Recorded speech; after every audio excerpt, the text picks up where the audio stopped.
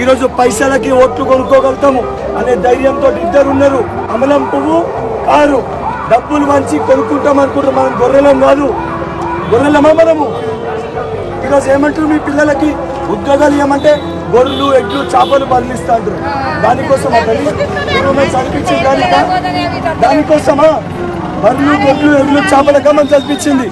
ఆలోచించుడు తల్లి, సమయం లేదు.